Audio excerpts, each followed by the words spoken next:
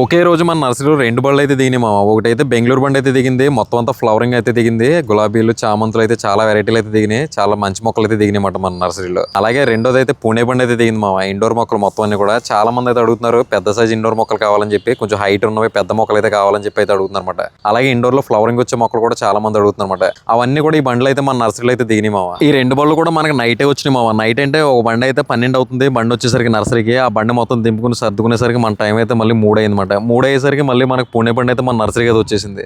మళ్ళీ పూణే బండి దింపుకునేసరికి పొద్దున్న 10-10:30 అయితే అయింది మామ. మొత్తం నైట్ అంతా కూడా నిద్ర లేకుండా ఈ బండ్లు అయితే దింపుకున్నా. ఈ బండ్లు అయితే మాత్రం మన నర్సరీలో చాలా రకాలు అయితే దిగినాయి మామ. ఇండోర్ మొక్కలు అయితే ఇంత ముందు ఎప్పుడు కూడా మన నర్సరీలో ఇన్ని రకాలు అయితే లేవు, కానీ ఈ బండ్లు అయితే మాత్రం చాలా రకాలు అయితే వచ్చినమాట. చాలా రకాలు వచ్చినాయి. అలాగే చాలా సైజు మొక్కలు కూడా వచ్చినాయి. అంటే కొంచెం హైట్ ఉన్న మొక్కలు, కొంచెం పెద్ద మొక్కలు, ఇండోర్ మొక్కలు అయితే చాలా మొక్కలు అయితే వచ్చినాయన్నమాట. మీరు చూడండి మన నర్సరీ అంతా కూడా ఎంత ఖాళీ చేసి పెట్టుకున్నామో ఈ బండి కోసం. జీజీలో అయితే బిగ్ వచ్చింది మామ. బిగ్ చూడండి ఎంత ఉందో, చాలా పెద్ద సైజ్ అయితే ఉంది మొక్క. ఇప్పుడు మన దగ్గర జీజీలో అయితే 3 సైజుల మొక్కలు అయితే ఉన్నాయన్నమాట.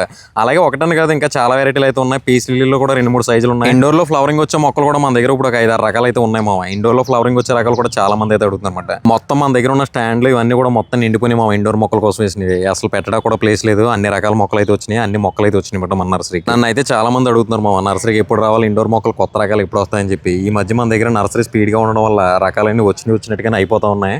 అందుకని చెప్పి రాగానే ఒక రీల్ అయితే చేసి పెడుతున్నాను మామ. ఫ్లవరింగ్ లో కూడా చాలా రకాలు అయితే వచ్చినాయి. ఫ్లవరింగ్ అంతా కూడా చాలా బాగుంది. ఇది వ్యాపారం.